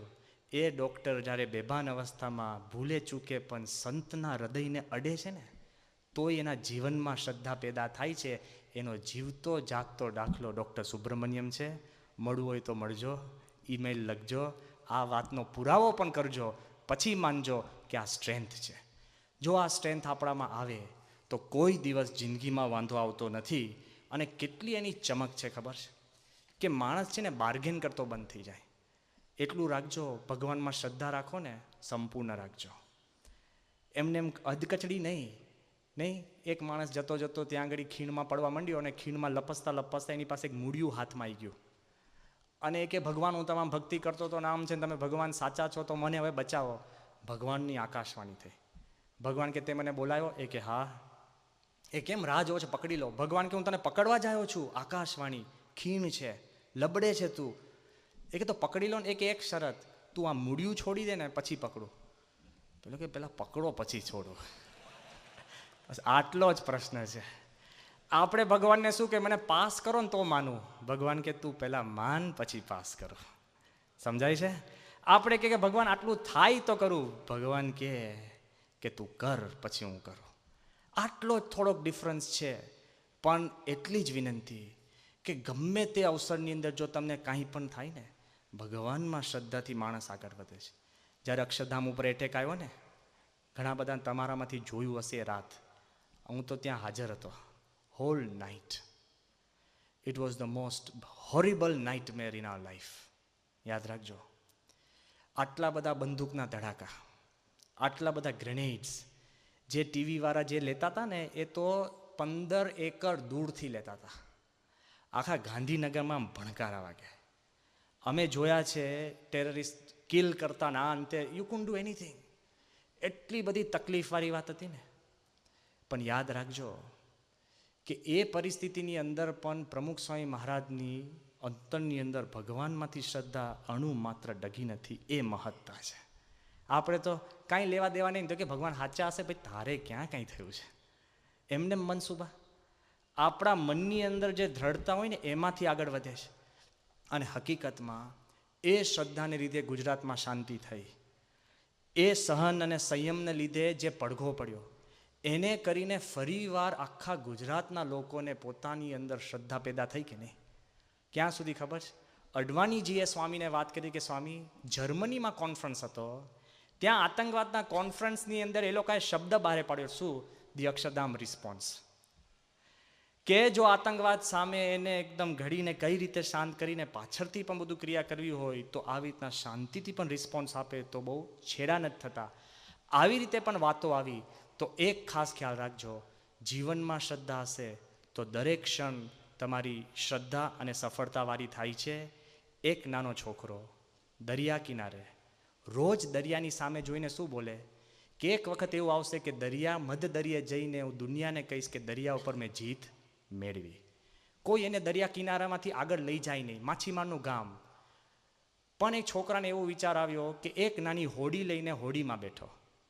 હોડીમાં બેસતો બેસતો દરિયાની અંદર જઈને બૂમો પાડતો જાય કે મધ દરિયે જઈને હું દુનિયાને કહીશ કે આઈ હેવ કોન્કર્ડ ધ સીઝ, કે મેં દરિયા ઉપર જીત મેળવી. સાંભળજો, આ બાજુ દરિયા કિનારે મોજા નાના હોય, અંદર મોટા હોય. કિનારે માછલી નાની, અંદર વહેલ હોય. જેમ આગળ ગયો ને એટલું મોટું મોજું આવ્યું અને એની બોટ ઊંધી પડી. ઊંધી પડી અને બોટ ધીરે ધીરે ડૂબવા લાગી. ડૂબતી જાય બોટ, અને જ્યારે દરિયાના સપાટીની નીચે છેક સી બેડ ઉપર જ્યારે દરિયાની તળેટીમાં એ બોટ આવીને પડી અને છોકરો પણ જ્યારે સૂતો હતો, ત્યારે છોકરો શું કહે છે ખબર? કે હજુ પણ હું દુનિયાને એમ કહીશ કે મેં દરિયા ઉપર જીત મેળવી. કેમ?